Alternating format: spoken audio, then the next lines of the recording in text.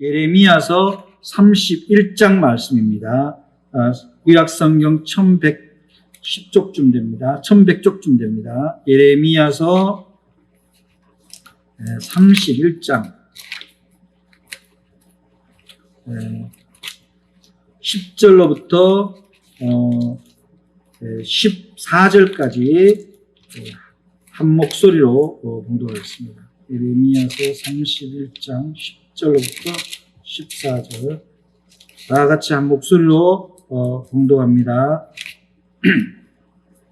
시작.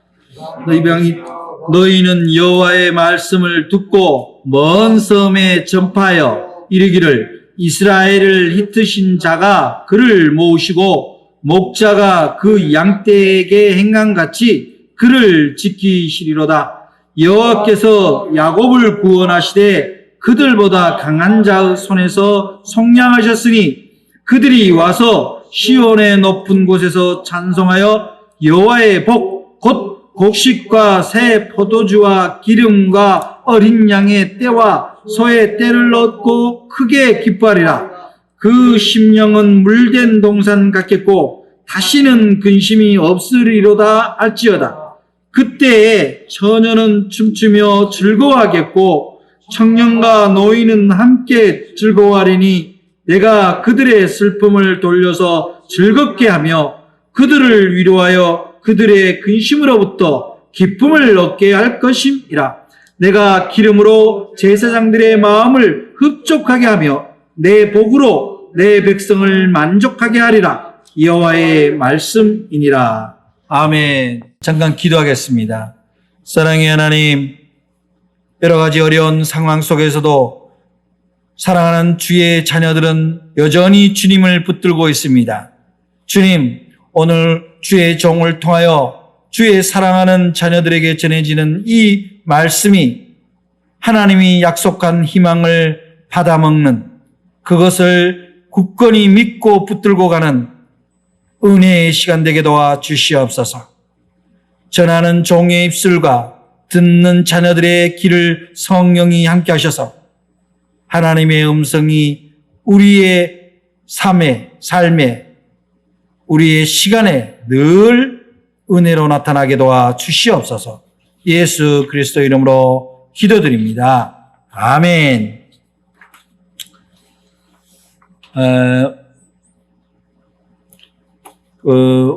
우리 교회 1호 교인이신 이선주 권사님이 원래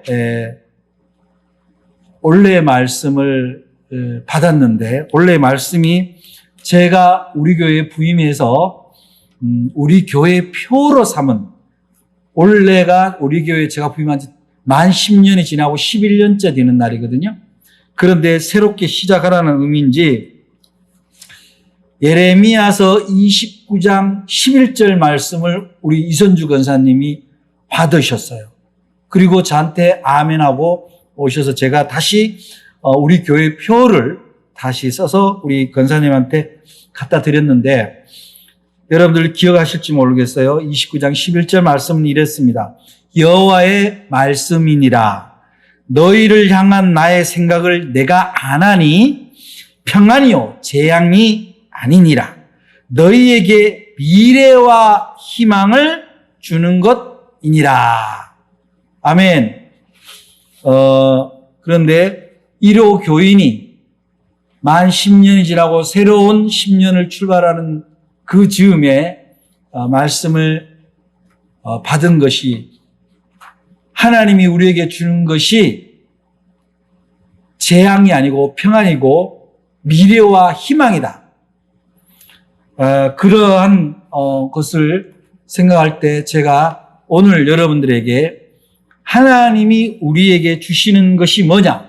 희망의 약속이다. 우리는 성경을 언약이라고 하잖아요.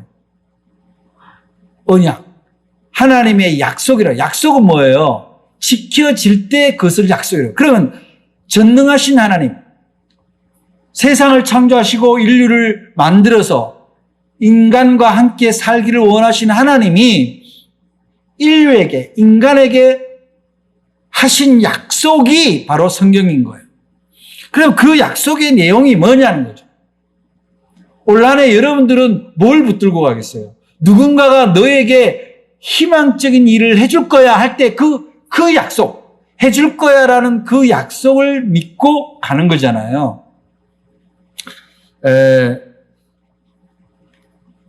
사람들이 대부분 희망을 붙들고 살아갑니다. 희망이 없다면 어떻게 인생을 살아가겠어요? 근데 그 희망을 어디에서 찾냐는 거죠. 누가 정한 희망을 가지냐는 거예요. 헨리 나우엔, 영성가인 헨리 나우엔은 이렇게 얘기합니다. 하나님만이 주실 수 있는 것을 사람에게서 얻으려고 하지 마라. 굉장히 중요합니다. 여러분들은 지금 올 한 해 희망을 걸고 갈 텐데 또 어디서 희망을 찾습니까? 혹은 누가 날 도와줄 거라는 그 사람의 말? 심지어는 어떤 사람들은 자신에게 희망을 겁니다. 물론 자기 자신감을 가지는 거 중요합니다. 적극적인 인생 중요합니다. 그러나 모든 인생이 자신감, 적극성으로 해서 희망을 획득한 건 아니에요. 인간이 인간을 믿을 수 있다면 굳이 하나님이 왜 필요합니까? 왜 예수 그리스도가 이 땅에 와야 돼요? 그래서 우리는 오늘 말씀을 통해서 우리가 누구에게선가 희망을 약속받아야 되는데 그 희망은 바로 하나님으로부터 출발한다는 것을 먼저 깨닫고 올 한 해를 출발하자는 겁니다. 그래서 이 예레미야 선지자의 이 오늘 말씀은 우리 교회의 표어인 29장 11절 말씀과 그대로 이어져서 맥락이 같이 이어지는데 오늘 말씀에 이렇게 예레미야는 시작을 합니다. 아주 상당히 이상한 서두가 나오죠. 뭐라고 나와요? 맨 첫 번째 10절에 이방인들이여 이렇게 나와요. 이상하죠? 이스라엘 백성이요 이렇게 하고 희망을 얘기를 해야 되는데 이방들이요 이렇게 얘기합니다. 물론 우리말 번역에는 이방인이라고 되어 있지만 이제 영어에는 nation. 그럼 말하자면 민족들, 이스라엘이 아닌 다른 민족들까지를 다 포함한 민족들에게 너희는 여호와의 말씀을 듣고 이렇게 나옵니다. 여호와의 말씀을 듣고 먼 섬에 전파하여 이르기를 이스라엘을 흩으신 자가 그를 모으시고 잘 들으세요. 이스라엘을 흩으신 자가 그를 모으시고 목자가 그 양떼의 행함같이 그를 지키시리로다. 이방인들한테 얘기합니다. 지금 하나님이 약속하는데 하나님이 이스라엘을 흩뜨는 거야. 그게 먼저 하나님이 샘플로 선택한 이스라엘 백성. 그러니까 하나님을 먼저 알도록 샘플로 정합니다. 기준을 만들어준 게 이스라엘이에요. 이스라엘이 잘하고 똑똑하고 신실했기 때문에 이스라엘을 선택한 것이 아니라 이스라엘은 한 대상이 필요한 거예요. 기준이 필요한 거예요. 여러분, 그리스도인을 우리는 성도라고 성도를 다른 말로 얘기를 할 때 이스라엘이라고 합니다. 하나님과 함께하는 백성이라는 뜻이에요. 여러분들은 오늘의 이스라엘인 거죠. 그런데 이방인들한테 얘기하기를 하나님이 이스라엘을 흩으시는 거야. 하나님과 함께하는 백성을 흩으시는데 어떻게 하는지 보라는 거예요. 어떻게 하시냐? 이스라엘을 흩으신 자가 그를 모으시고 이스라엘을 다시 모으고 목자가 그 양떼에게 행한 같이 선한 목자가 되어서 목동이 되어서 그 양떼에게 행한 같이 그를 지키시는 것을 누가 보라는 거예요? 이방인들이 보라는 거예요. 하나님을 알지 못하는 자들이여 보라는 거예요. 중요한 거는 이 말에서 우리는 뭐를 깨달아야 돼요? 여러분들은 이방인들이 볼 때 그리스도인이냐는 거예요. 하나님과 함께하는 백성 이스라엘인이 맞냐는 것을 먼저 찾아봐야 됩니다. 교회를 다니는 사람들 다 그리스도인들 혹은 교인이라고 얘기합니다. 여러분, 이스라엘은 교회를 오기 때문에 이스라엘이 아니에요. 하나님과 함께할 때 이스라엘이 되는 겁니다. 하나님과 함께한다는 건 무슨 의미예요? 모든 인생의 표준을, 기준을, 표식을 하나님에게서 찾겠다라는 사람들입니다. 모든 결정을 하나님과 함께 하겠다라는 겁니다. 그게 이스라엘의 특성입니다. 근데 이스라엘을 흩었어요, 하나님. 예레미야 선지자가 이러한 예언서를 남길 때는 하나님이 먼저 이스라엘을 흩은다는 것에 우리가 주목해야 됩니다. 오늘날 교회가 코로나19라는 이유로 해서 교인들이 다 흩어져 있습니다. 이것은 오늘날 교인이 뭘 잘못했기 때문에 하나님이 흩은 거, 물론 그렇게 볼 수도 있지만 하나님은 흩으시는 것을 통해서도 일하시는 분이다 이 말이죠. 그래서 그 흩어진 이스라엘, 흩어진 그리스도인들이 들어야 될 음성이 뭐냐는 거예요. 그 음성이 바로 오늘 우리가 함께 나눠야 될 31절의 10절로부터 14절 말씀입니다. 하나님은 흩으시되 어떻게 하신다 그랬어요? 그를 모은다. 다시 모은다는 거예요. 모으고 목자가 양들을 돌보는 것 같이 지켜줄 거다. 이게 약속입니다. 지금 교회를 나오지 못하는 우리 사랑하는 성도들, 교인들이 있습니다. 정말 그립습니다. 우리 교회 교인들 많지 않지만 제가 한 사람 한 사람 놓고 늘 그리운 마음을 갖고 있습니다. 그러나 하나님은 흩으시는 이도 하나님이시고 모으시는 이도 하나님이시라는 걸 우리는 믿는다는 거예요. 믿고 그러나 그 하나님은 흩어진 자들을 모을 뿐만 아니라 그를 목자처럼 양을 돌보니처럼 바로 흩어진 이스라엘, 흩어진 하나님의 백성을 지키신다라는 이 약속의 말씀을 예레미야 선지자가 이 당시 이스라엘에도 얘기를 했고 오늘의 우리에게도 동일한 메시지를 던져주고 있는 겁니다. 이스라엘 백성이 되게 이렇게 나라가 망하고 어느 다른 열강의 속국이 되고 또 포로로 붙들려가고 이럴 때의 전조 증상이 있는데 그게 전조 증상이 뭐냐면 종교가 부패하고 나라를 이끌어가는 지도자들이 부정한 한결같아요. 이 예언서에 나타나거나 열왕기와 역대기에 나타난 이스라엘의 역사에서 이스라엘이 멸망할 때는 늘 우상을 섬기거나 종교 지도자가 부패하는, 저는 이 흩어진 시점에 오늘날 우리의 교회, 우리의 신앙인들을 돌아보지 않을 수가 없다는 거죠. 여러분, 제가 언젠가도 말씀드렸습니다만 이 슈퍼바이러스, 코로나19와 같은 변이 바이러스들이 등장하는 건 인수가 경계가 없이 뭉쳐있을 때 나타나는 바이러스입니다. 동물에게 나타났어야 될 바이러스가 사람이 그 동물과 접촉을 함으로써 인간에게 새로운 바이러스가 생성이 된 거예요. 자연은 자연 그대로 둬야죠. 하나님이 거잖아요. 자연은 그 자연 세계의 그 모든 생명들은 그 생명들에게 하나님이 허락한 공간이잖아요. 근데 인간은 너무나 많은 것을 파괴했습니다. 거기에 우리 기독교인들도 예외라고 보지는 않습니다. 우리가 작은 것부터 실천할 필요가 있어요. 플라스틱이라든지 지나치게 많은 포장재를 쓴다든지 화학용품을 쓴다든지 이런 것들이 다 어떻게 해요? 다른 생명들을 죽여가는 것들이에요. 그러니까 그 생명들이 죽어가니까 어떻게 해요? 인간들에게 내려오는 거예요. 또 인간들이 그 묻짐승들을 잡아다가 자기네들의 보약으로 쓰잖아요. 다 그런 일들이 벌어지는 거예요. 생태계.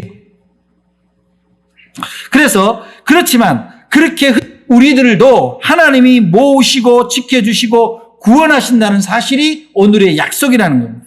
지금 여러 가지 어려운 상황입니다. 어려운 상황이지만 하나님이 구원하신다는 거예요. 잘못했다고 모든 걸 징벌하시는 하나님이 아니라 잘못한 것을 깨닫지 못했을 때는 그 자체로 심판에 노출되어서 그 인생이 도탄에 빠질 수밖에 없지만 그것을 깨달아 주님에게로 돌아오면 주님이 돌보시고 구원하신다는 겁니다.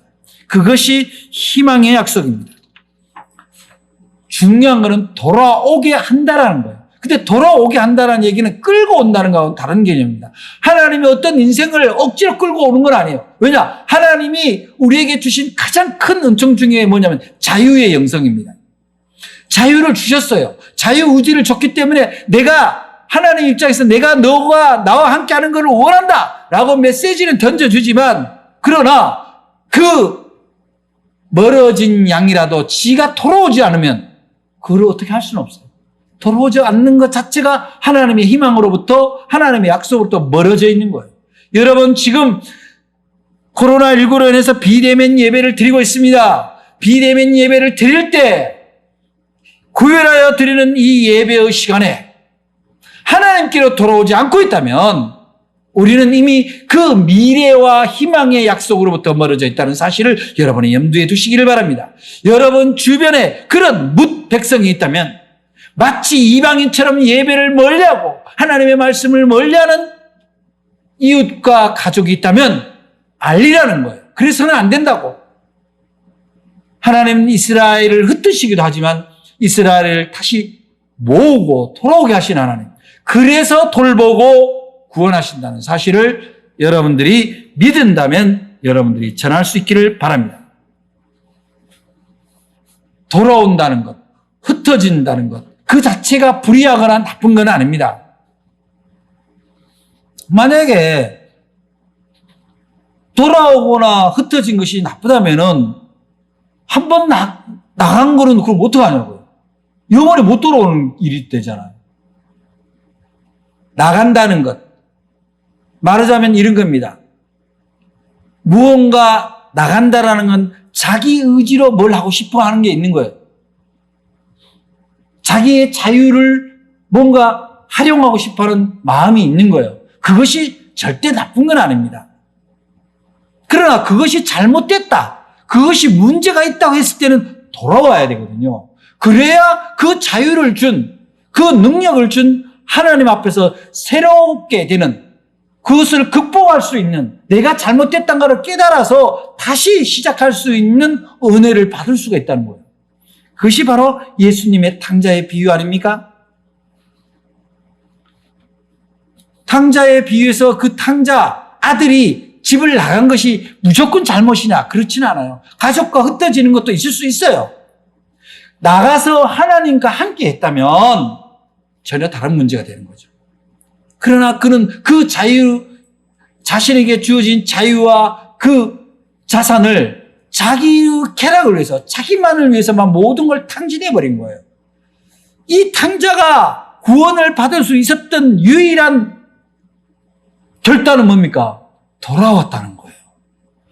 아버지께로 돌아왔다는 거예요. 그 돌아왔기 때문에 그 집안의 잔치가 일어난 겁니다. 예수님은 이 탕자의 비유를 통해서 흩어진 자들에게 말씀하는 거예요. 너희들이 흩어진 것까지는 좋다. 그러나 언제라도 돌아와야 된다. 돌아올 때 회복이 된다.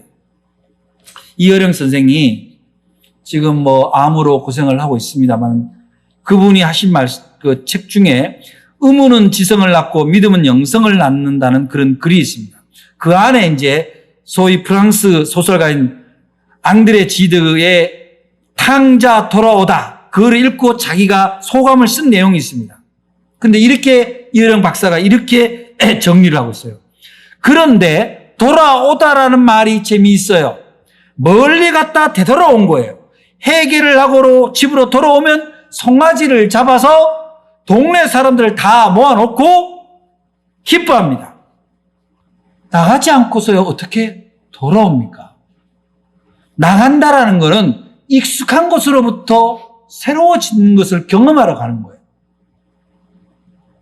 여러분, 아니 교회가 중요하죠. 교회 예배가 중요합니다. 예배가 모든 것의 기준이 되는 것은 틀림없고 그것을 부정할 아무런 이유도 없습니다. 그러나 예배를 예배당 안에서 일주일 아니라 365일 드린다면은 예배가 왜 필요합니까?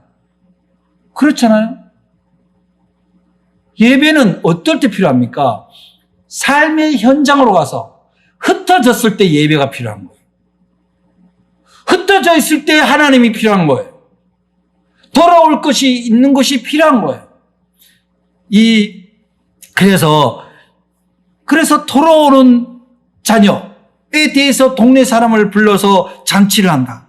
그 잔치를 한다는 건 무슨 의미입니까? 기쁨이 발생하는 거예요. 그 아버지만 기뻐하는 것이 아니라 모든 가족이, 모든 동네 사람이 함께 기뻐하게 된다는 거예요. 여러분, 우리가 코로나19로 흩어져 있습니다. 어느 때인가 함께 예배 드리는 그날을 생각하면 얼마나 가슴이 설렙니까? 얼마나 기쁨이 밀려옵니까?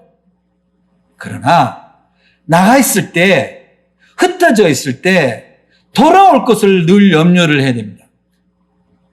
우리는 나가서 예배를 지금 한참을 못 드리고 그러면서 예배 시간 또 잊어먹고 주일인지 노는 날인지 혼돈되는 그 상태에 있다는 건 뭐냐면 흩어져 있는 그 상태 그대로 있다는 거예요.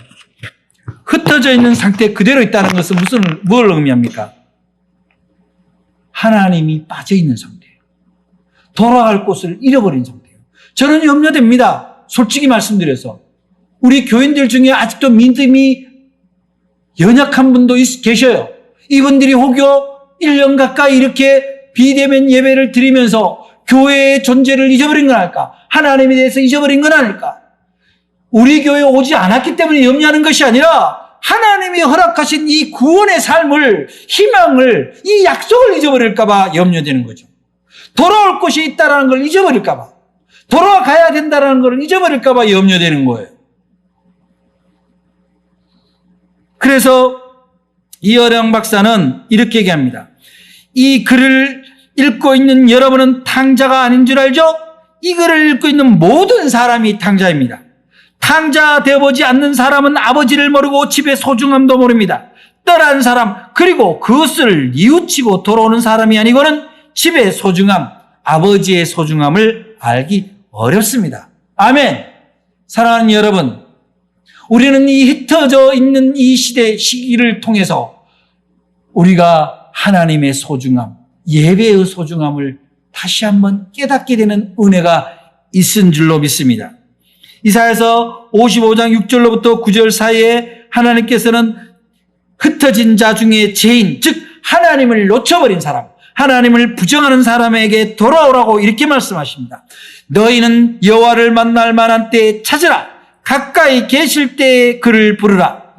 악인은 그의 길을, 불의한 자는 그의 생각을 버리고 여호와께 돌아오라.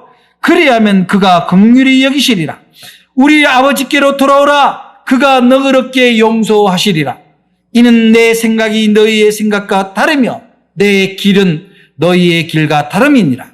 여호와의 말씀이니라. 이는 하늘이 땅보다 높음같이 내 길이 너희의 길보다 높으며 내 생각은 너희의 생각보다 높으니라. 아멘. 사랑하는 여러분, 우리가 흩어진 때 죄인으로 머물러 있을 수는 없습니다. 죄인은 뭡니까? 하나님을 알지 못하는 상태, 하나님을 잃어버린 상태가 죄인입니다. 우리가 지금 예배 공동체로부터 흩어져 있다 하더라도 신앙마저 잃어버린다면, 신앙마저 흩어져 버린다면 우리는 이 이사야서 55장 6절로 9절 말씀을 명심해야 한다.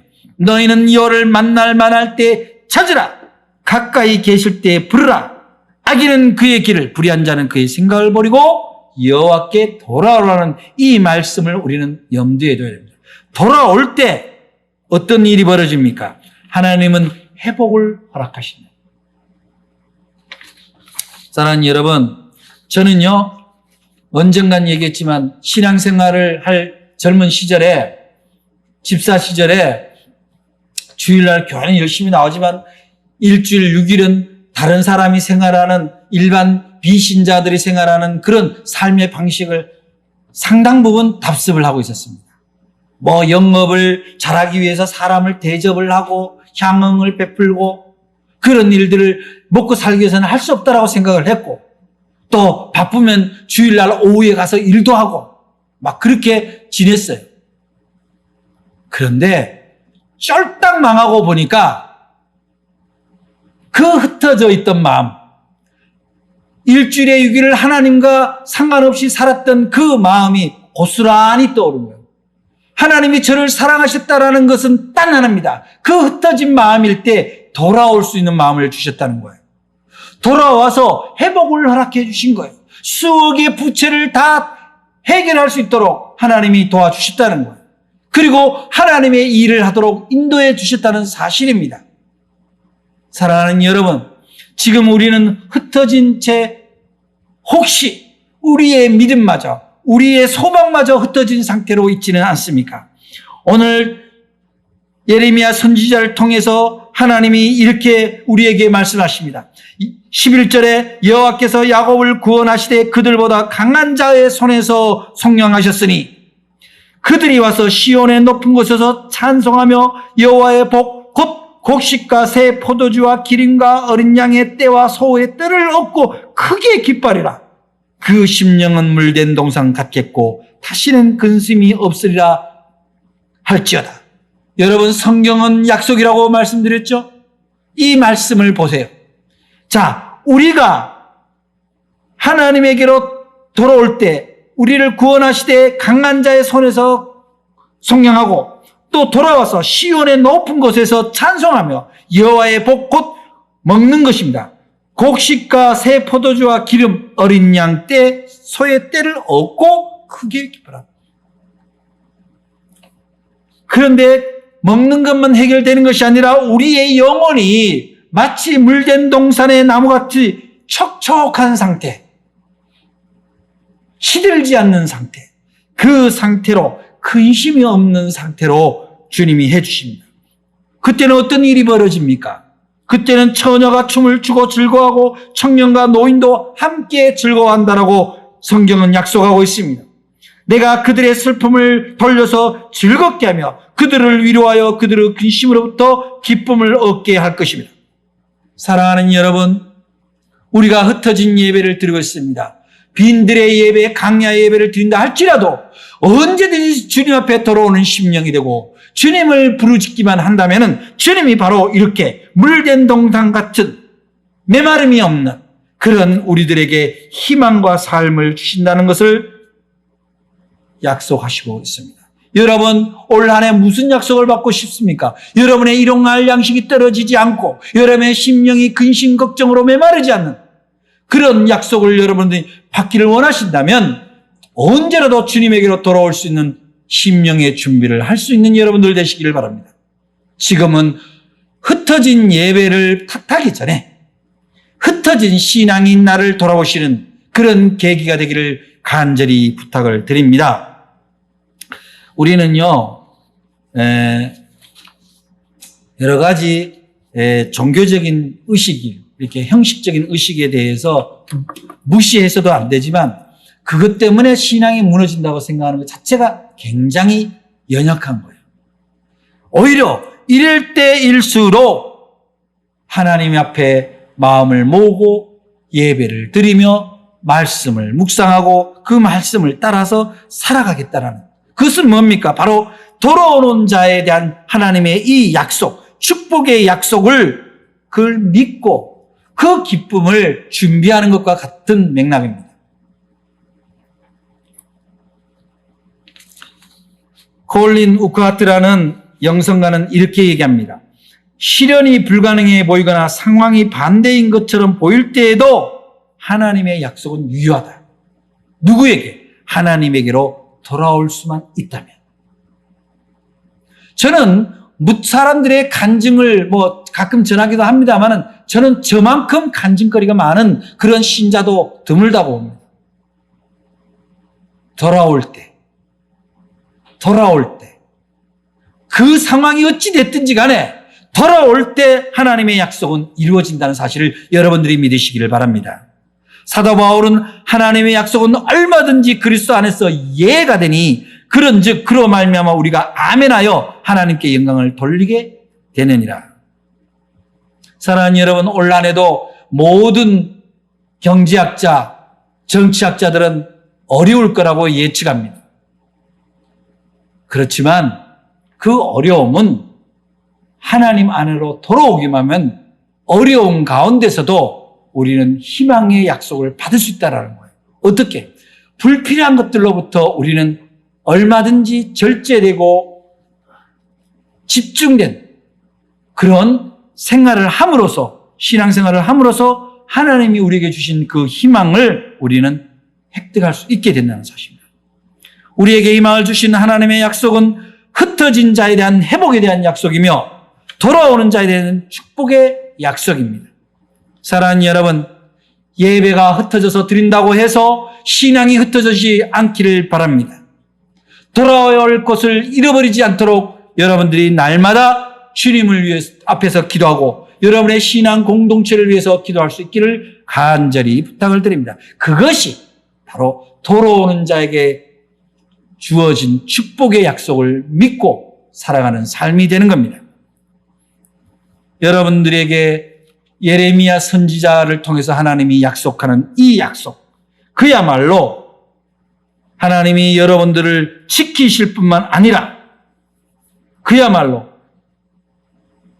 곡식과 새 포도주와 기름과 어린 양 떼와 소의 떼를 얻고 크게 기뻐할 뿐만 아니라 그 심령이 물된 동산 같고 다시는 근심이 없다라는 약속. 이것은 개인이 누구한테 하는 약속이 아니라 하나님의 자녀에게 하나님이 친히 주신 약속이란 말입니다. 한치의 시간의 오차도 어기지 않는 하나님이 우리들에게 주신 약속입니다. 올 한 해 여러분들이 그 약속을 믿고 흩어진 예배 가운데서도 돌아올 처소를 늘 고대하며 그래서 언젠가 가까운 시일에는 함께 춤추며 즐거워하며 슬픔을 돌려보내는 그런 날들을 여러분들이 다 맞이하실 수 있기를 부탁을 드립니다. 그래서 오늘 말씀 14절에 이렇게 말씀합니다. 내가 기름으로 제사장들의 마음을 흡족하며 하며 내 복으로 내 백성을 만족하게 하리라. 여호와의 말씀입니다. 이것은 어떤 의미입니까? 오늘 여러분의 목사 김윤환 목사를 통해서 여러분에게 이 기름 부은 말씀을 주는 것은 그 하나님의 복으로 여러분들의 복을 만족하게 하려 하는 하나님의 약속이라는 거예요. 오늘 이 말씀이 여러분의 2021년도 삶 가운데서 흩어진 마음을 모으고 흩어진 믿음을 모으고 그리하여 하나님께로 돌아오는 마음이 될 때 이러한 축복의 약속이 성취된다는 사실을 믿으시기를 바랍니다. 우리는 이제 흩어진 예배를 탓할 것이 아니라 흩어진 신앙을 탓해야 되고 돌아올 것이 없는 것을 걱정할 것이 아니라 돌아갈 하나님이 계시다라는 것을 믿는 그 믿음으로 회복이 중요합니다. 다시 한번 여러분들의 흩어진 마음이 하나님께로 돌아와 회복을 이루고 돌아온 자에게 주어지는 그 기쁨의 축제, 그 축복이 예수 그리스도 안에서 다 이루어지게 되기를 간절히 축복합니다. 기도하겠습니다. 사랑의 하나님 감사합니다. 오늘 저희들에게 이 축복의 말씀, 하나님에게로 돌아오면 뭇 이방인들이 오히려 전파하는 그런 하나님의 백성의 축복을 나타내 주시겠다 하셨사오니 우리는 이제 그 말씀을 붙들고 그 희망을 붙들고 세상을 나갑니다. 세상 사람들은 흩어져 있어도 우리는 하나님 안에서 하나로 모아지는 마음이 되게 도와주시고 그 모아진 믿음을 통해서 하나님이 약속하신 풍성한 곡식과 열매와 그리고 육축 그리고 날마다 마음이 근심이 없어 메마르지 않는 물된 동산 같은 심령을 허락해 주시옵소서. 예수 그리스도 이름으로 기도드립니다. 아멘.